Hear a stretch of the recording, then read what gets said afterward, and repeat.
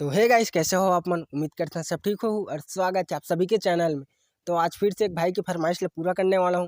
अगर वो भाई है वीडियो देखा तो प्लीज़ यार एक लाइक कर देवे और कमेंट बॉक्स में बतावे कि वीडियो कैसे लगी इस करके।